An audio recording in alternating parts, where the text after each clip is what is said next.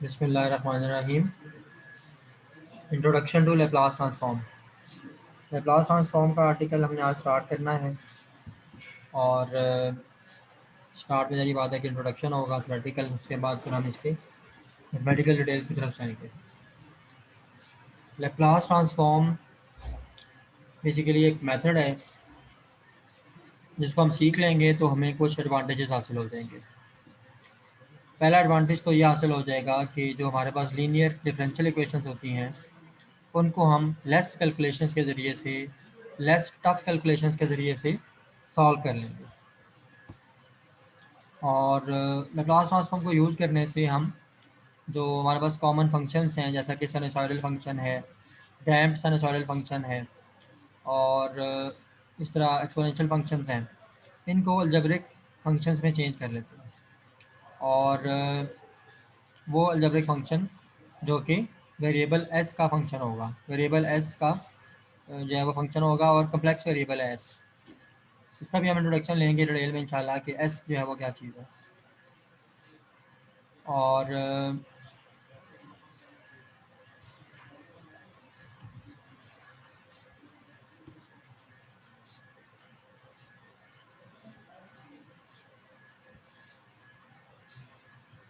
जी जनाब, स्क्रीन साहब को नज़र आ रही है अब? हेलो। जी सर, आ गई है। ओके। ये जो बाकी हजरात ने भी ज्वाइन किया, ये काइंडली अगर मुमकिन है तो कैमरा ऑन रखें ताकि आपका दीदार भी हमें होता रहे और है जी बहुत सारा सवाब कमाने का भी मौका मिले। कहते हैं ना जी कि एक मोमिन अपने मोमिन भाई की तरफ देख के मुस्कुराए तो उसको पता नहीं सबके का किस चीज़ का सवाब होता है। आफ्ताब, किस चीज़ का सवाब होता है जी? हैं? सर एग्जैक्टली रिमेम्बर नहीं है, लेकिन बात आपकी बिल्कुल सही है सर। हाँ, मैं फिर कैमरा ऑन रखें ताकि डिटेल। सवाब भी कमाते रहें हम और यूनिवर्सिटी की रिक्वायरमेंट भी पूरी होती रहे, डबल डबल काम हो जाए। ठीक। ठीक है सर। अगर कोई कहीं ऐसी जगह पे है कि कैमरा ऑन करना मुनासिब नहीं है तो फिर उसकी बात और है, लेकिन अगर मुमकिन है तो काइंडली ऑन रखें। ठीक है, चलें। तो हम बात कर रहे हैं लैप्लास ट्रांसफॉर्म की, उसके फ़ज़ाइल की, क्या उसका फ़ायदा है, क्या क्या फ्यूज़ व बरक़ात उससे हासिल होते हैं इसको सीख लेने के बाद और इसको इस्तेमाल करने के बाद। लेकिन मुझे लग रहा है कि डायरेक्टली हम अगर इसके एडवांटेजेस पे बात शुरू कर देंगे तो मज़ा नहीं आएगा। हम कुछ प्री रिक्विजिट्स जो होते हैं ना, मतलब कि कुछ बेसिक बातें जो कि ज़रा सा रिवाइज़ कर ली जाएँ, दोबारा ज़हन में ले आएँ उनको, तो फिर नया टॉपिक पढ़ने का और एडवांस टॉपिक पढ़ने का मज़ा भी आता है और वो समझ में भी आता है। अच्छा, आप हज़रात जो मेरी बात सुन रहे हैं, ये आप मुझे बताइए कि एक कॉन्टिन्यूस टाइम सिस्टम हम किसको कहते हैं? कैसे इसको डिस्क्राइब करते हैं? कैसे डिफ़ाइन करते हैं? कोई वाइवा नहीं हो रहा, जस्ट इसलिए पूछ रहा हूँ कि मुझे आइडिया हो जाए कि आपका क्या कॉन्सेप्ट है और फिर मैं उसमें कुछ रोशनी डालूँ और हम सारे एक ही पेज पे आ जाएँ। और वो पेज जिस पे हम आ जाएँ वो एक ही किताब का हो और हम बिल्कुल एक लेवल पे जब आ जाएँ तो फिर उससे आगे बातचीत शुरू करें ताकि आप समझ भी सकें। सिर्फ बैठे ना रहें कैमरा ऑन करके, बल्कि अब क्लास हो ही रही है तो फिर कुछ समझ भी नहीं। कॉन्टिन्यूस टाइम सिस्टम जो है ना जी, सवाल है जो कि आपको करोड़पति तो शायद ना बनाए लेकिन थोड़ा सा कॉन्सेप्ट आ जाएगा।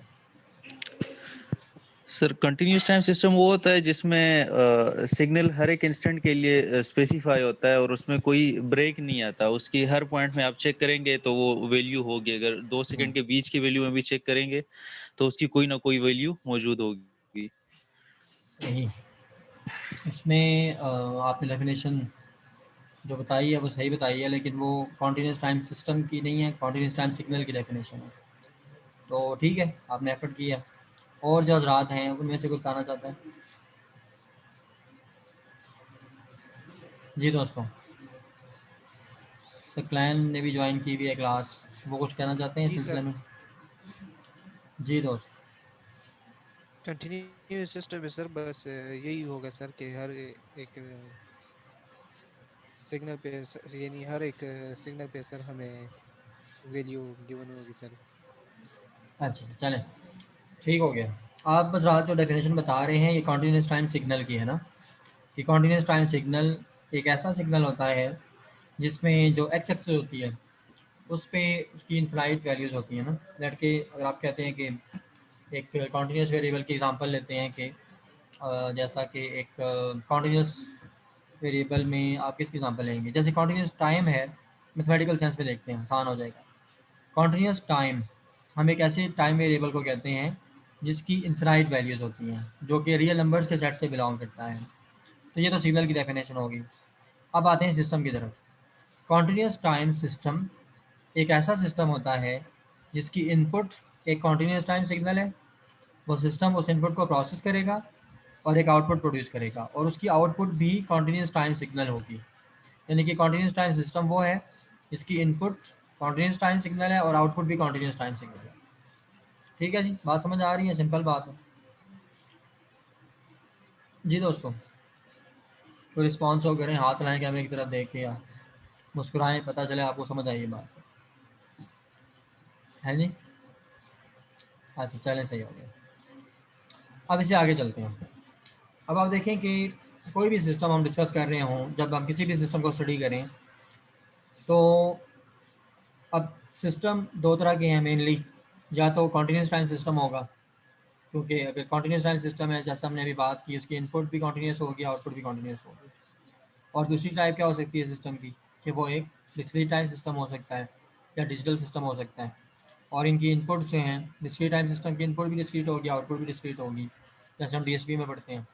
और डिजिटल सिस्टम की इनपुट भी डिजिटल होगी, आउटपुट भी डिजिटल होगी। तो सिस्टम्स का एनालिसिस करने के लिए हमारे पास सेट ऑफ मैथमेटिकल टूल्स हैं, और हर डिफरेंट किस्म के सिस्टम के लिए हम डिफरेंट टूल इस्तेमाल करते हैं। मिसाल के तौर पे अभी हम लेप्लास के बारे में बात करने लगे हैं।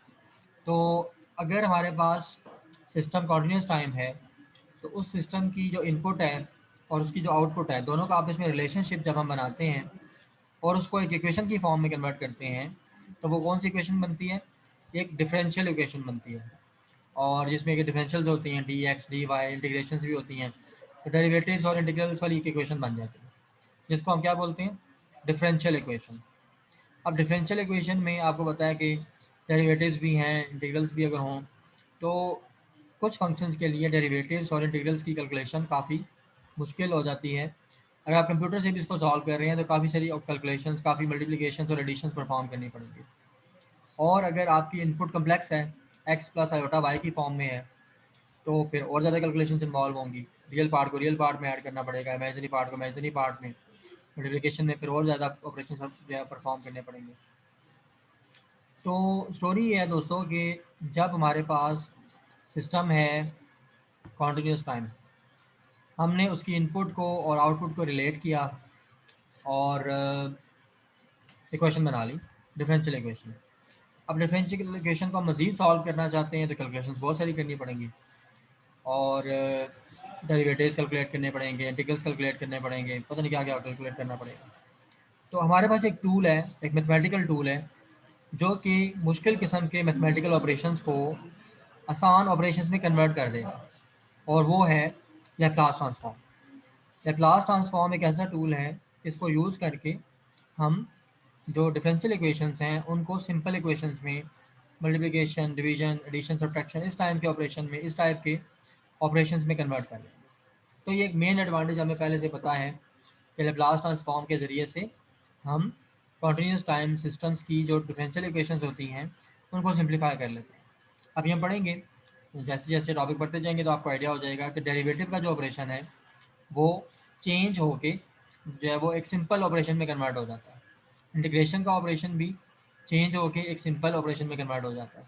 डिवीजन या मल्टीप्लिकेशन टाइप के ऑपरेशंस में ये मुश्किल किस्म के ऑपरेशंस कन्वर्ट हो जाते हैं। तो लेट हमारे पास एक लीनियर डिफरेंशियल इक्वेशन है, तो उसमें डेरिवेटिव्स होंगे, इंटीग्रल्स होंगे। लैप्लास ट्रांसफॉर्म को इस्तेमाल करते हुए हम उस लीनियर डिफरेंशियल इक्वेशन को एक सिंपल अलजेब्रिक इक्वेशन में चेंज कर लेंगे। और अलजेब्रिक इक्वेशन में किस किस्म के ऑपरेशंस होंगे? Multiplication, division, addition, subtraction, powers, square roots, बस इस सिंपल ऑपरेशंस आ जाएंगे। अगर अलजेब्रिक इक्वेशन जो है उसमें वेरिएबल एस हो और उसको हम अगर सॉल्व करें, हमारे पास डिफरेंशियल इक्वेशन का सलूशन आ जाएगा। The inverse Laplace transform of the dependent variable. और लैप्लास ट्रांसफॉर्म जो है वो दो तरह से है।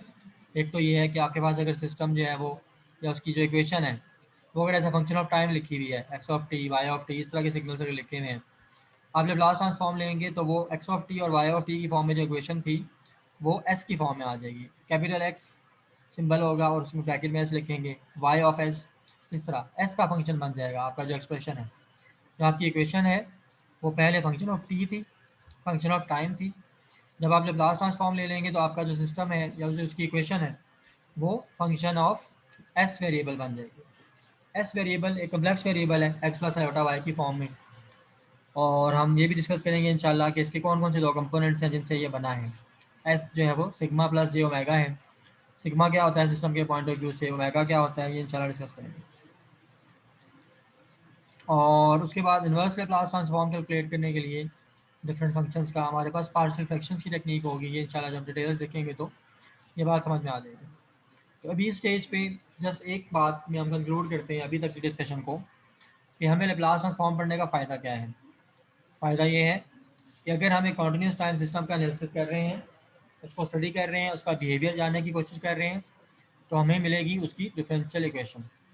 डिफरेंशियल इक्वेशन को आसान बनाने के लिए, सिंपल मैथमेटिकल ऑपरेशंस में कन्वर्ट करने के लिए हम बेसिकली लैप्लास ट्रांसफॉर्म को एज अ टूल यूज़ करेंगे। ठीक है जी, इसमें किसी को कोई शक शुबा है तो पूछ लें। एडवांटेज पता होना चाहिए, बिला वजह 90 स्लाइड्स के लेक्चर पढ़ लेना और 3 घंटे की और पूरा सेमेस्टर पढ़ जाना, पता ही ना होगा जो सीखा है इसका फ़ायदा कहाँ है। तो अक्सर बच्चे पूछते हैं ना फेसबुक पे, वो पार्शियल डेरिवेटिव्स वाली मुश्किल मुश्किल इक्वेशनें शेयर करते हैं, नीचे लिखते हैं मुझे आज तक मतलब समझ में नहीं आया इसका कि मैंने इसको क्यों पढ़ा है और इसका मेरी ज़िंदगी में काम क्या है। तो ऐसी हरकतों से बचने के लिए हम साथ साथ जो है ना डिस्क्रिप्शन भी लेते रहेंगे कि जो टूल हम स्टडी करने जा रहे हैं इनका एज ए इंजीनियर हमारी लाइफ में क्या एडवांटेज है और कहाँ पे इसका इस्तेमाल होगा। जी दोस्तों, कोई क्वेश्चन अभी तक की बात में, कोई कन्फ्यूजन? नो सर, कोई कंफ्यूजन नहीं है। ओके, तो लास्ट ट्रांसफॉर्म पहले पढ़ा हुआ तो नहीं है? मैं अभी इतना जोर लगा रहा हूँ, कान में डाल रहा हूँ कि इसको ऐसे होता है ऐसे होता है ऐसे होता है, आपको बताओ सारा पहले है जी। ये सर पढ़ा था, थर्ड सेमेस्टर में ये पढ़ा था सर। ओके, हाँ जब साहब आपने पढ़ा हुआ है पहले ही? हाँ, समझ वाले जी बच्चे हैं सर, तो यही अंडरस्टूड थर्ड। रहना चाहिए, एक दफ़ा पहले तो पढ़ा जी होगा। सर, ये थर्ड सेमेस्टर में पढ़ा हुआ था सर, अभी दोबारा रिपीट कर रहे हैं। ओके ओके, चलें सर, ठीक है, आगे चलते हैं।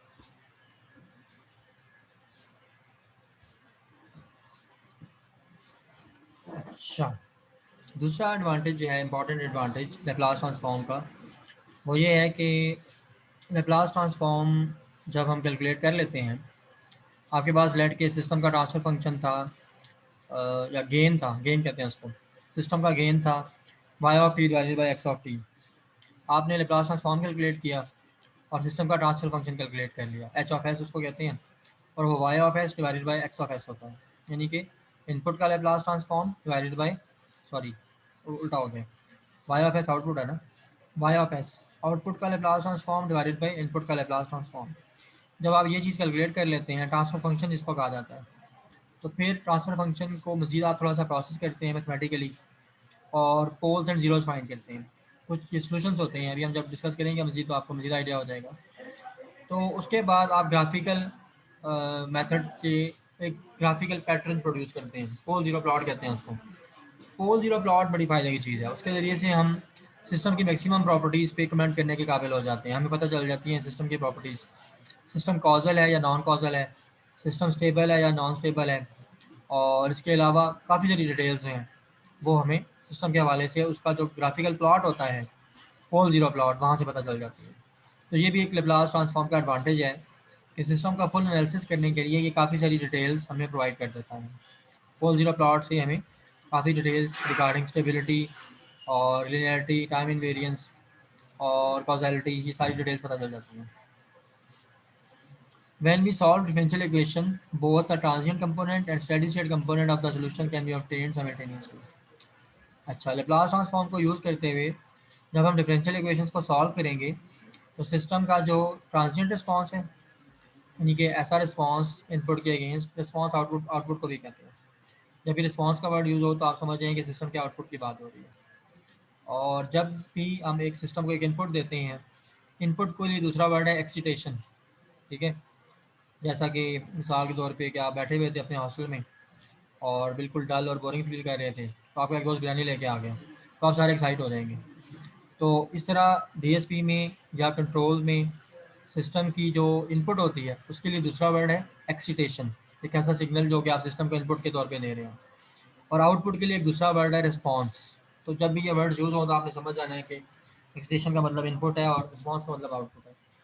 तो सिस्टम का जो आउटपुट होती है या जो रिस्पॉन्स होता है उसके दो कंपोनेंट्स होते हैं, transient component and steady state component. तो ट्रांजिएंट कंपोनेंट का क्या मतलब होता है, जैसे ही आप सिस्टम को इनपुट या एक्सीटेशन प्रोवाइड करते हैं तो वो एक सडनली उसको रिस्पॉन्ड करता है कि जी अभी इनपुट आई है, उसको प्रोसेस करना शुरू करता है। तो बिल्कुल ऑल ऑफ सडन जो वो रैपिड रिस्पॉन्स प्रोड्यूस करेगा, जो रैपिड आउटपुट प्रोड्यूस करेगा, जो कि शॉर्ट लिव्ड होगी, थोड़े टाइम के लिए उस टाइप की आउटपुट प्रोड्यूस होगी, उसको ट्रांजिएंट कंपोनेंट या ट्रांजिएंट रिस्पॉन्स कहते हैं। और एक होता है फिर स्टेडी स्टेट रिस्पॉन्स, कि जब सिस्टम जो इनपुट की सडन चेंज को रिस्पॉन्ड कर लेता है उसके बाद वो एक कांस्टेंट आउटपुट प्रोड्यूस करता है जिसको स्टेडी स्टेट कंपोनेंट कहते हैं, जिसमें बहुत ज़्यादा वेरिएशंस नहीं होती और वो एक स्टेबल आउटपुट होती है। तो उसको बोलते हैं steady state component of output या steady state component of response. तो वैसे अगर आप डिफरेंशियल इक्वेशन अप्लाई करके सॉल्व करते हैं अगर सिस्टम को, तो आपको ट्रांजिएंट कंपोनेंट अलग से कैलकुलेट करना पड़ता है, स्टेडी स्टेट कंपोनेंट अलग से फाइंड करना पड़ता है। लाप्लास ट्रांसफॉर्म का ये भी एडवांटेज होगा कि इसके ज़रिए से आपके पास एक ही दफ़ा एक ही कैलकुलेशन के ज़रिए से transient component of the solution और steady state component of the solution दोनों इकट्ठे कैलकुलेट होकर आ जाएंगे। तो दो मज़ीद जो है वो एडवांटेजेस यहाँ पर डिस्कस हो गए कि एक तो हम सिस्टम की परफॉर्मेंस और उसकी प्रॉपर्टीज़ के बारे में जान लेते हैं अगर हम उसके लाप्लास ट्रांसफॉर्म को प्लॉट कर लें, ग्राफिकल प्लॉट उसका जनरेट कर लें। और दूसरा ये है कि transient component of the solution and steady state component of the solution ये हमें एक ही एफर्ट से मिल जाते हैं। यहाँ तक अगर कोई कन्फ्यूजन है तो काइंडली ज़रूर पूछें, अदरवाइज़ पर हम आगे चलते हैं। जी दोस्तों, कन्फ्यूजन्स, क्वेश्चंस, कमेंट्स, रिमार्क्स, कोई चीज़ नहीं है? No sir. ओके। ये चिकलैन और कौन है जी इस टाइम क्लास में? चिकलैन है सिर्फ? चिकलैन तो चला ही गया, क्या हो गया इसका? अच्छा, लेन और सलीम आया था, वो दोनों चले गए सर। क्यों? नाश्ता करने गए हैं? कहाँ पता चले नहीं, गए हैं? नेट का प्रॉब्लम के हाँ, साथ। चलें चाहिए, नेट का प्रॉब्लम हो सकता है, चलें ठीक है। अभी चलें, रिकॉर्डिंग तो ये मैं LMS पर डालूंगा ही ना इसकी, तो इंशाल्लाह वो देख लेंगे, मसला नहीं है। अच्छा चलिए, लाप्लास ट्रांसफॉर्म की डेफिनेशन और इंट्रोडक्शन वगैरह की बातचीत जो है आप शुरू करते हैं। तो definition of Laplace transform, definition के अंदर डिफरेंट सिंबल्स और वैल्यूज़ यूज़ होंगी। पहले उनका इंट्रोडक्शन करवाया जा रहा है हमें। एफ ऑफ टी, ये एक फंक्शन ऑफ टाइम को हम कहेंगे और ये आमतौर पे किसी भी सिस्टम की इनपुट को या आउटपुट को शो कर रहा होगा। अगर एफ ऑफ टी की जगह आपको गिवन है एक्स ऑफ टी तो वो सिस्टम की इनपुट होगी, अगर वाई ऑफ टी है तो वो सिस्टम की आउटपुट होगी। और एक फंक्शन ऑफ टाइम जो कि टी लेस देन ज़ीरो, अगर टाइम की नेगेटिव वैल्यूज़ हैं तो उनके लिए फंक्शन की वैल्यू ज़ीरो होगी। इस टाइप के जो है ना फंक्शंस हम कंसिडर करेंगे लाप्लास ट्रांसफॉर्म में। एस, ये कम्प्लेक्स वेरिएबल है। कम्प्लेक्स वेरिएबल का क्या मतलब होता है, हमने लास्ट लेक्चर के एंड पे देखा था। एस होता है कम्प्लेक्स वेरिएबल, यानी कि ऐसा वेरिएबल जिसको एक्स प्लस आयोटा वाई की फॉर्म में लिखा जा सके। और ये एक ऐसा वेरिएबल है कि इसका एक रियल पार्ट होगा और एक इमेजिनरी पार्ट होगा। उसके बाद ये स्टाइलिश किस्म का एक उन्होंने एल लिखा हुआ है, ये लेप्लास का सिंबल है। An operational symbol indicating that the quantity that it prefixes is to be transformed by Laplace integral, यानी कि जिस वैल्यू के पहले ये चीज़ लिखी हुई होगी, ये सिंबल लिखा हुआ होगा, तो मतलब ये है कि हम ये कहना चाह रहे हैं कि हमें इसका लेप्लास ट्रांसफॉर्म कैलकुलेट करने वाले हैं। अगर लिखा हुआ है Laplace of F of T या एल और आगे ब्रैकेट में एफ ऑफ टी लिखा हुआ है तो इसका मतलब यही सर यहाँ पे लिखा हुआ है लास्ट लाइन में, इसका मतलब है कि हम एफ ऑफ टी के ऊपर लेप्लास ट्रांसफॉर्म अप्लाई करने वाले हैं। एफ ऑफ एस क्या होगा, Laplace transform of F of T. आपके पास एक सिग्नल था एफ ऑफ टी, उसका आपने लेप्लास ट्रांसफॉर्म कैलकुलेट कर लिया, तो उसको इस तरह से शो करेंगे, कैपिटल एफ, सिंबल पहले स्मॉल एफ था अब कैपिटल एफ हो गया, और ये एफ जो होगा ये फंक्शन ऑफ एस वेरिएबल होगा। Laplace of F of t आपने अगर कैलकुलेट करना है तो ये आ जाएगा एफ ऑफ एस, और ये कैलकुलेट कैसे होगा, e raise to power minus s t, यानी कि कम्प्लेक्स एक्सपोनेंशियल के साथ हम मल्टीप्लाई करेंगे अपने सिग्नल को और इंटीग्रेट करेंगे, यानी कि जो प्रोडक्ट्स होंगे ना, e raise to power minus s t जब मल्टीप्लाई आएगा एफ एफ टी के साथ, तो इस प्रोडक्ट के ऊपर आप इंटीग्रल अप्लाई करेंगे और सम अप कर लेंगे इस प्रोडक्ट्स को, और आपके पास ये फॉर्म आ जाएगी f of t into e raise to power minus s t t t, और लिमिट्स ऑफ इंटीग्रेशन जीरो से इन्फिनिटी तक है। तो ये लैप्लास ट्रांसफॉर्म की स्टैंडर्ड ऑफिशियल डेफिनेशन है, ठीक है जी। और अब इसका क्या मीनिंग है, कैसे हम इसको अप्लाई करते हैं, वही हमने आज देखना है इंशाल्लाह। स्टेप वाइज इंशाल्लाह देखते जाएंगे। अच्छा, लेट आपके पास एफ ऑफ टी है, आपने उसके ऊपर वो इंटीग्रल अप्लाई किया जो भी हमने लास्ट स्लाइड पे देखा है, उसको सॉल्व किया तो आपके पास एफ ऑफ एस आ गया, Laplace transform of F of T. कई केसेस में ऐसा होता है कि हमें एफ ऑफ एस गिवन होता है और हमने वापस f of T find out करना होता है। तो उसके लिए फिर हमारे पास एक मैथमेटिकल फार्मूला है जिसके ज़रिए से हम एफ ऑफ एस को वापस एफ ऑफ टी में कन्वर्ट करेंगे, और उस मैथमेटिकल ट्रांसफॉर्म को इन्वर्स लैप्लास ट्रांसफॉर्म कहा जाता है। Notation for the inverse Laplace transform is L raise to r minus one, उसको इस तरह एल इन्वर्स करके लिखते हैं। और इन्वर्स लैप्लास ट्रांसफॉर्म जो है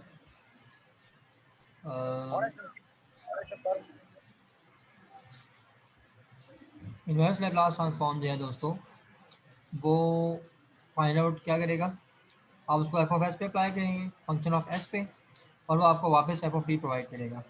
inverse Laplace transform of F of S क्या बन जाएगा, एफ ऑफ टी बनेगा। और कैलकुलेशंस में इसको कैसे फाइंड आउट करेंगे, 1/2 pi j f of s into e raise to power s t into d s, और इसको इंटीग्रेट करेंगे।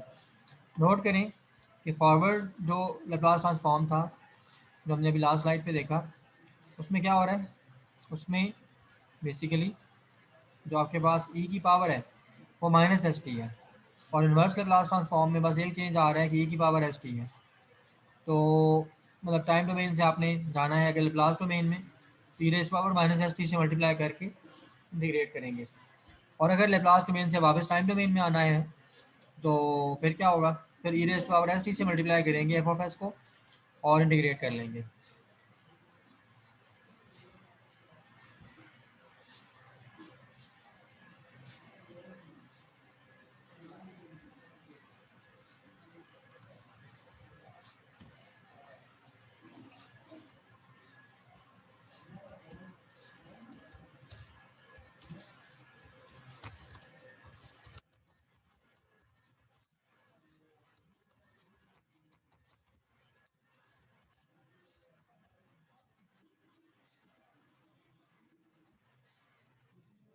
अच्छा जी, तो Laplace inverse Laplace transform f of s के लिए जब कैलकुलेट होगा तो आपके पास एफ ऑफ टी आ जाएगा। सी जो है इसका ताल्लुक जो है वो कन्वर्जेंस के साथ है। अब ये इंटीग्रल है, इंटीग्रल बेसिकली क्या होता है, सम होता है। तो बहुत सारी टर्म्स का सम जो है, अगर आपके पास सम्स इन्फिनाइट हो जाए तो हो सकता है कि सम जो है वो कन्वर्ज ना करे, सम एक स्पेसिफिक नंबर के इक्वल ना आए। लेकिन अब इसमें एक हम कन्वर्जेंस क्राइटेरिया भी डिस्कस करेंगे, लेकिन केसेस में लैप्लास ट्रांसफॉर्म का जो इंटीग्रल है वो कन्वर्ज करता है, एक स्पेसिफिक कांस्टेंट के इक्वल हमें रिजल्ट देता है। तो सी जो है वो उसका ताल्लुक कन्वर्जेंस के साथ है। किसी भी एक पॉइंट को जब आप डिस्क्राइब करते हैं तो उसके दो कोऑर्डिनेट्स होते हैं, एक्स एंड वाई। एक्स को क्या कहते हैं आप, एब्सिसा, और वाई को ऑर्डिनेट कहा जाता है। तो ये कन्वर्जेंस का एब्सिसा है सी, और ये एक रियल नंबर है, रियल कांस्टेंट है, and is chosen larger than the real parts of all singular points of F of S. जो आपके पास हमने लास्ट लेक्चर में डिफाइन किया था सिंगुलर पॉइंट्स का कॉन्सेप्ट, तो जितने भी सिंगुलर पॉइंट्स होंगे एफ ऑफ एस के लिए, ये सी वैल्यू जो है वो उनके रियल पार्ट से इसकी मैग्नीट्यूड ज़्यादा होगी। Path of integration is parallel to the j omega axis. Path of integration जो हम सेलेक्ट करेंगे वो इमेजिनरी एक्सिस जो होगी जे ओमेगा एक्सिस उसके साथ पैरेलल होगा, and is displaced by the amount of c from it, और उसका जो डिस्टेंस होगा जे ओमेगा एक्सिस से वो सी के इक्वल होगा। और मज़ीद पाथ ऑफ इंटीग्रेशन के बारे में ये है डिस्क्रिप्शन के वो टूवर्ड्स राइट होगा, right side of the singular points वो जो है वो पाथ चल रहा होगा। Evaluating the inversion integral appears complicated, in practice we seldom use this integral. अच्छा, डेफिनेशन की हद तक तो इन्वर्स लैप्लास ट्रांसफॉर्म की ये डेफिनेशन है जो आप देख रहे हैं क्वेश्चन 2.4 में, लेकिन इसको यूज़ करके अक्सर F of T find out करने के लिए बहुत कम्प्लेक्स किस्म की, कॉम्प्लिकेटेड किस्म की कैलकुलेशंस करनी पड़ती हैं। इसलिए हमारे पास और सिंपल मेथड्स हैं जो हम डिस्कस करेंगे, उनको यूज़ करते हैं हम अक्सर इन्वर्स लैप्लास ट्रांसफॉर्म की कैलकुलेशन के लिए। और इस बुक में जब भी एफ ऑफ टी लिखा होगा किसी भी एक्सप्रेशन में, किसी भी लैप्लास इक्वेशन में, तो आपने ये कंसिडर करना है कि सिग्नल जो है वो टी की जस्ट पॉजिटिव वैल्यूज़ पे एग्जिस्ट कर रहा है और टी की वैल्यू 0 पे एग्जिस्ट कर रहा है। टी की जो नेगेटिव वैल्यूज़ हैं उन पे सिग्नल की वैल्यू 0 है। तो इस बात को ध्यान में रखते हुए हमने सारा एनालिसिस और स्टडी जो है वो परफॉर्म कर लिया। अच्छा जी, मैथमेटिकल ट्रांसफॉर्म है लेप्लास ट्रांसफॉर्म, तो मैथमेटिकल डिटेल्स काफ़ी आएंगी। उसी तरह की एक डिटेल हम अभी देखने जा रहे हैं, एग्जिस्टेंस ऑफ लेप्लास ट्रांसफॉर्म। लेकिन मैथमेटिकल कंडीशंस को हमने देखना है कि अगर वो एग्जिस्ट कर रही हैं, अगर वो सेटिस्फाई हो रही हैं कंडीशंस, तो फिर हम कहेंगे कि एक specific function F of t का लेप्लास ट्रांसफॉर्म एग्जिस्ट करता है। Laplace transform of a function F of T exist if Laplace integral converges. Simple बात है कि आप इंटीग्रल फाइंड आउट कर रहे हैं, तो इंटीग्रल किस मैथमेटिकल ऑपरेशन के इक्विवेलेंट होता है? सम के इक्वल होता है। बेसिकली आप इसको यूँ कह सकते हैं कि आप जो प्रोडक्ट फाइंड आउट कर रहे हैं एफ ऑफ टी का और e raise to power minus a t का या e raise to power minus s t का, इन प्रोडक्ट्स के ऊपर आपने सम अप्लाई करना है। Integral is equivalent to summation, जहाँ इन दोनों को जब सीक्वेंसेस को प्लॉट करें, इन दोनों सीक्वेंसेस को आपस में ओवरलैप करें और जो ओवरलैपिंग एरियाज हैं स्टेप बाय स्टेप उन एरियाज को कैलकुलेट करें। तो एरिया अंडर द कर्व जो है वो होता है इंटीग्रेशन बाय मैथमेटिकल सेंस। तो अगर आपका इंटीग्रल जो है वो आपको एक आंसर के तौर पे एक फिक्स नंबर दे दे, तो आप कहेंगे कि लेप्लास इंटीग्रल इज कन्वर्जिंग। एक उसने हमें एक फिक्स आंसर दे दिया है। लेकिन अगर उससे कोई ऐसी फॉर्म आ जाए जो मैथमेटिक्स में डिफाइंड ही नहीं है, 0/0, इन्फिनिटी बाई इन्फिनिटी, इन्फिनिटी, 1/0, तो आप कहेंगे कि ये इंटीग्रल कन्वर्ज नहीं कर रहा, ये मुझे एक constant value as a result नहीं दे रहा। तो पहली कंडीशन तो ये है लेप्लास ट्रांसफॉर्म के एग्जिस्ट करने की, कि लेप्लास इंटीग्रल को कन्वर्ज करना चाहिए।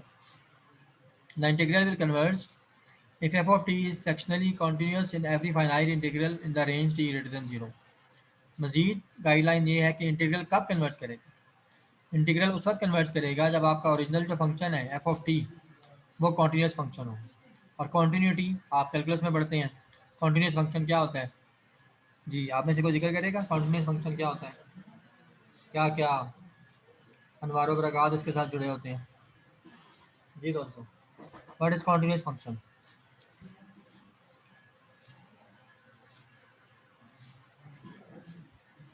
कहाँ चले गए सारे दोस्त? Aftab, Salim, Shahriyar, what is the continuous function? रोशनी डालें जी, रोशनी, रोशनी डालें दोस्तों। चलें जी, मैसेज करते हैं, पता नहीं आवाज़ पहुँच रही कि नहीं पहुँच रही।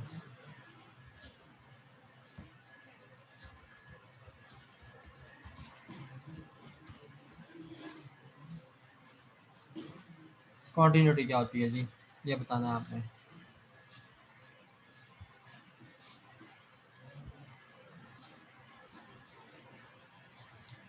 और मज़ीद साथ में कंडीशन ये है कि if it is of exponential order as t approaches infinity, और जब टी इन्फिनिटी को अप्रोच कर रहा है तो एफ ऑफ टी जो है उस टाइम इसका बिहेवियर एक्सपोनेंशियल होना चाहिए। F of t is said to be of exponential order if a real positive constant sigma exists such that the function e raised to power minus e a t into f of t approaches 0 as t approaches infinity। Exponential order function का क्या मतलब होता है? F of T को हम कहेंगे कि it is a function of exponential order अगर इसमें आपके पास सिग्मा जो है उसकी अगर पावर है और सिग्मा पॉजिटिव और रियल कांस्टेंट है, तो अगर टी अप्रोच करे इन्फिनिटी को तो ये वैल्यू जो है e raise to power minus a t या e raise to power minus sigma t लिखा हुआ है, sorry, e raise to power minus sigma t जो है वो उस टाइम पे अप्रोच करे किसको? 0 को। अगर ऐसा बिहेवियर है फंक्शन का तो आप कहेंगे कि it is a function of exponential order. If the limit of the function e raise to power minus sigma t f of t approaches 0 for sigma greater than sigma c and the limit approaches infinity for sigma less than sigma c, the value sigma c is called abscissa of convergence।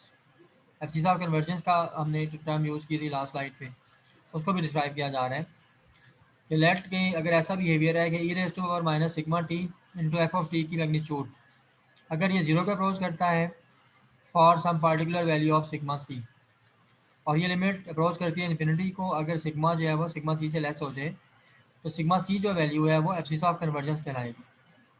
फिर आपके पास function है f of t is equal to a into e raise to power minus sigma t, और इसके लिए आप limit calculate करते हैं तो e raised to power minus sigma t into a e raised to power minus sigma t limit t approaches to infinity ये limit शादी मुर्शद शादी अली शाह साहब क्लास होगी अच्छा जी। तो बेसिकली ये जो लिमिट है ये इन्फिनिटी को अप्रोच करेगी अगर sigma less than minus alpha होगा। एब्सिस ऑफ कन्वर्जेंस इस केस में आपके पास माइनस अल्फा होगा और ये जो आपका इंटीग्रल है f of T integral E rays power minus s T ये सिर्फ उस वक्त कन्वर्ट करेगा जब सिग्मा जो है जो कि एस का रियल पार्ट है ये सिग्मा सी से ग्रेटर होगा। तो जो ऑपरेटर एस है जो आपने इस अंदाज में सेलेक्ट करना है कि it should be chosen as a constant such that this integral converges. तो एस की सिलेक्शन इस तरह से हो कि आपका इंटीग्रल कन्वर्ट्स करे और अच्छा और क्या हो जाए फिर इसके बाद हाँ तो फिर इंटीग्रल कन्वर्ट्स करेगा और हमें एक फिक्स आंसर दे देगा। तो अभी ये जो सेशन है इसको यहाँ पे क्लोज करते हैं और क्योंकि अभी क्लोज हो जाएगा ऑलमोस्ट थोड़ी देर में खुद ब खुद। तो जब ये खुद ब खुद क्लोज हो जाएगा तो फिर मैं 10:45 पे एक नेक्स्ट सेशन स्टार्ट करूँगा जो कि बस 11 बजे तक चलेगा इंशाल्लाह। तो उसके बाद फिर दूसरा जो सेशन है आज का जो दूसरी क्लास है वो इंशाल्लाह ऑलमोस्ट लंच और नमाज के बाद या वो मैं बता दूंगा फिर आप किसी और को बताऊंगा वो ग्रुप पे मैसेज डाल देगा। सर क्विज भी है आज ना? सर 11 बजे क्विज भी है ना? जी वो मैं अभी अपलोड कर रहा हूँ। तो मैं 11 बजे अपलोड करके उठूँगा फैकल्टी की मीटिंग है तो जितनी देर में मैं मीटिंग में जाऊँगा उतनी देर में आपको सॉल्व कर लूँगा। ठीक हो गया सर। तो अभी यहाँ क्लोज करते हैं ये ना आगे बात करते करते सेशन क्लोज हो जाए। तो ठीक हो 10:45 गया पे फिर सर। आप ज्वाइन करें। मैं सीआर आफ्ताब में आपको भेजूँगा डिटेल्स। तो ठीक हो गया सर। सारे कोशिश करें कि एग्जैक्ट 10:45 पे ज्वाइन कर लें क्योंकि फिर 11 बजे मीटिंग है फिर मैंने 11 बजे क्लोज भी करना है। ठीक हो गया सर। ठीक है ठीक है okay sir. Thank you. Sir. Sir